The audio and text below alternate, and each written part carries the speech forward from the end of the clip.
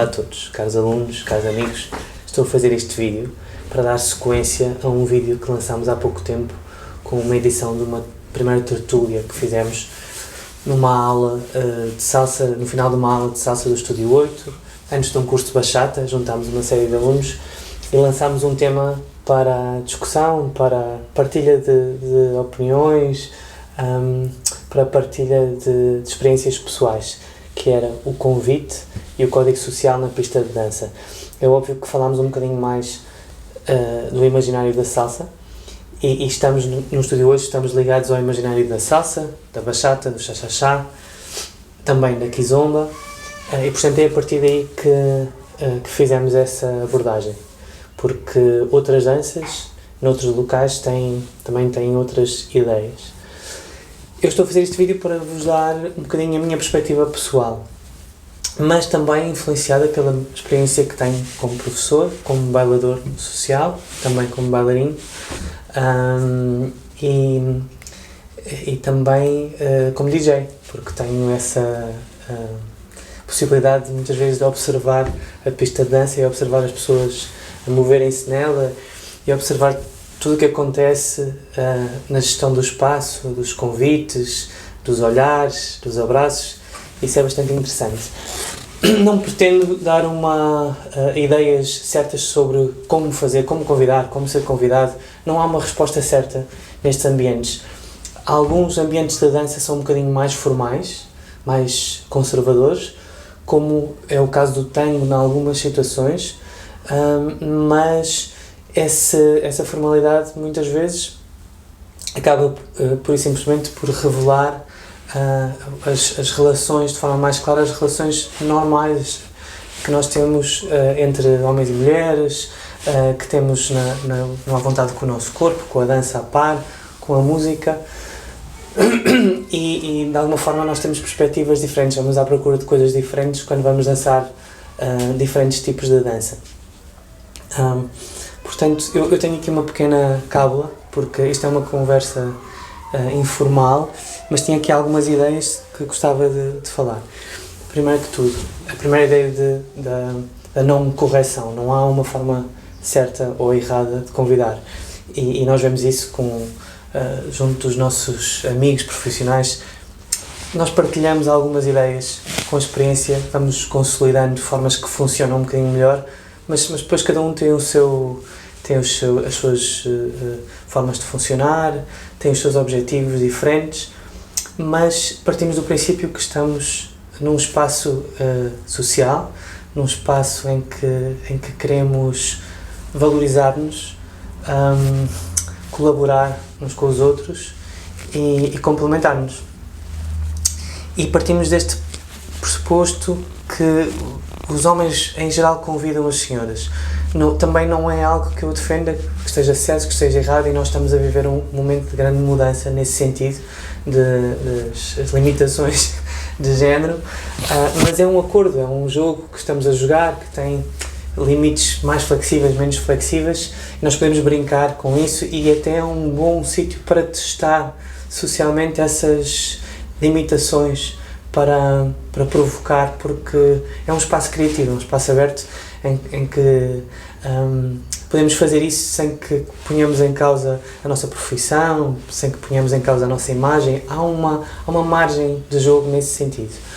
Portanto, assumindo que na maioria dos casos os homens vão convidar as senhoras, queria falar um bocadinho da perspectiva do homem ao convidar.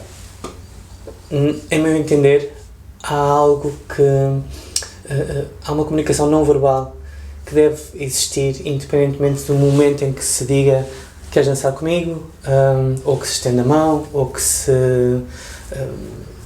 faz uma conversa e se pergunta se a pessoa tem interesse em dançar. Há algo, se estivermos atentos à pista de dança, acho eu, há um encontro, há uma disponibilidade física ou uma indisponibilidade.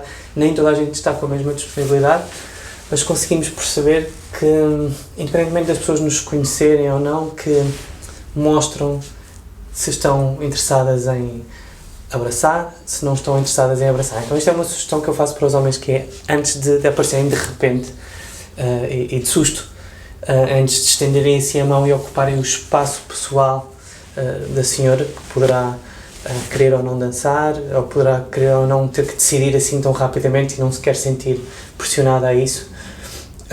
Mostrem-se também.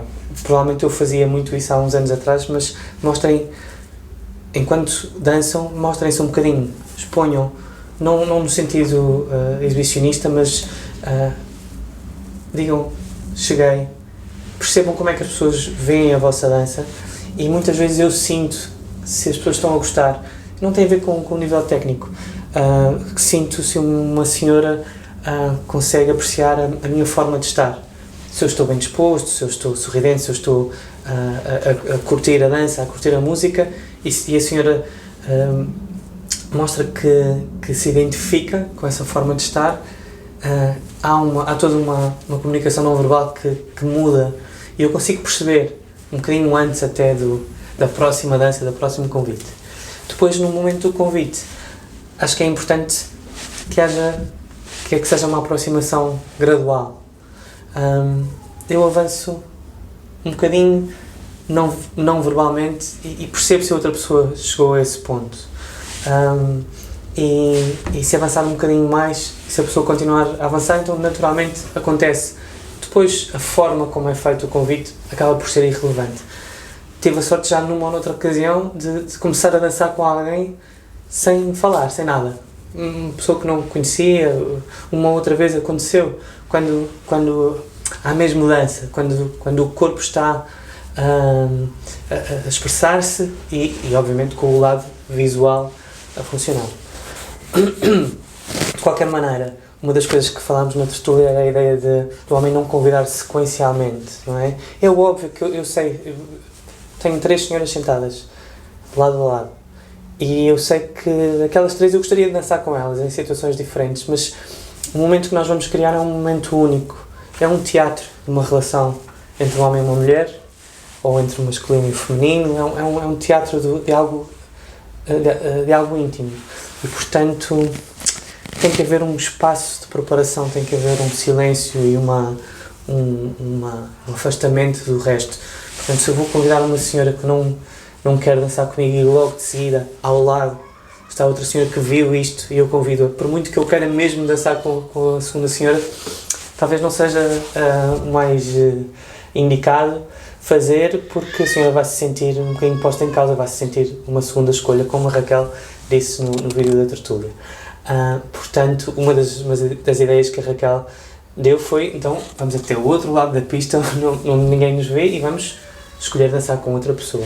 Muitas vezes há convites e há abraços que vão sendo dados ao longo de toda uma noite. Se calhar uma pessoa, olha, pensa assim, eu gostava de dançar com aquela pessoa, tem uma onda fixe, e vamos construindo uma ligação. E às vezes, por alguma razão, essa pessoa já se foi embora da festa, mas às vezes passaram 2 horas, 3 horas e finalmente se dá esse encontro, se dá essa partilha e às vezes é muito especial essa espera, não forçar.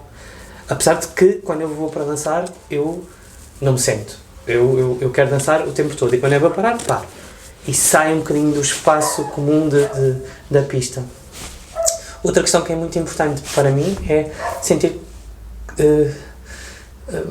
quando eu vejo uma senhora que já está a dançar de alguma forma, ela está a ouvir a música, ela está a dançar com os outros, mesmo que esteja sozinha, se está a curtir, se está confiante na sua dança, no seu espaço, é óbvio que ela está a dar um sinal de que tem interesse em dançar. E se por acaso acontecer que a gente leve uma nega, é muito importante que eu não perca o nosso próprio valor, porque somos educados, se não ocupamos o espaço de outra pessoa e por alguma razão a pessoa deu uma nega e às vezes poderá dar uma nega desagradável, então é uma pessoa que não nos interessa, porque essencialmente o que nós estamos a fazer é propor uma conversa, é comunicar com outra pessoa através de uma linguagem, não é português, não é francês, é salsa, é lachata, vamos comunicar. Se essa pessoa não tem interesse, é uma pessoa desagradável, uma pessoa inconveniente, pouco expressiva, pouco empática, porque é que eu hei de ficar melindrado comigo próprio porque eu não tenho que me dar bem com toda a gente. Eu posso ser educado com toda a gente, mas nem toda a gente o é. Ok? Eu pessoalmente, em 18 anos de salsa, nunca disse que não a ninguém, porque para mim é um privilégio que alguém tenha o esforço de chegar até mim e convidar-me pessoas amigas ou pessoas desconhecidas. É único, é isto que me move, esta minha paixão. Sei que um convite feito por uma senhora é algo muito especial, porque é difícil uma senhora colocar-se nessa posição. Sei também que isto é um bocadinho ingrato quando virado ao contrário, porque muitas senhoras poderão estar mais expostas a homens que se impõem e que têm uma perspectiva de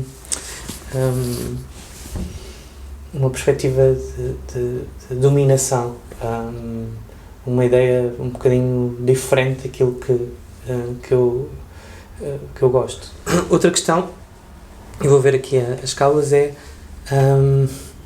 como ser convidado. E muitas vezes as senhoras têm interesse, querem ir dançar e acabam por não saber o que fazer, porque se não têm interesse em convidar ativamente, se não sabem como se não sabem expor-se na pista de dança, se não estão habituadas àquela socialização, a estes códigos, o que é que pode acontecer? Na realidade, esta comunicação não verbal é importante, mas para além de truques, o que eu acho, primeiro que tudo, é que fisicamente uma pessoa que quer ser convidada vai mostrar que quer dançar.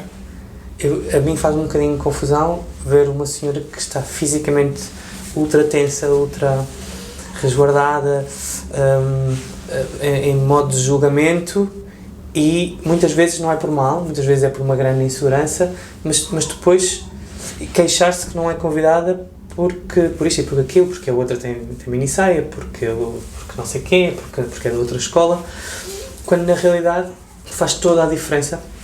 Se perguntarem a muitos homens, vão ter esta surpresa, muitos homens têm muito interesse em dançar com senhoras que tenham um sorriso e que sejam capazes de comunicar. E aqui vem uma outra ideia que é muito pessoal, e já tive esta conversa muitas vezes, que já ouvi muitas senhoras a queixar-se, outras que usam truques, mini-saia, isto, aquilo, e é óbvio que a atração faz parte deste jogo, e muitas vezes vai haver momentos em que as pessoas têm uma atração e que querem fazer alguma coisa acerca dela, e que começam relações, mas na realidade nós vamos dançar tantas vezes que esse não pode ser o nosso objetivo principal, porque senão arranjamos um namorado, uma namorada, ou alguém para dar uma volta e desaparecemos. Há uma onda comunitária e uma onda social diferente, e uma expressão que é independente depois do que se passa fora. E portanto interessa-me ver uma pessoa que mostra que quer comunicar, que isso é algo que lhe dá vida, que lhe dá sentido e que me pode dar sentido a mim nessa comunicação.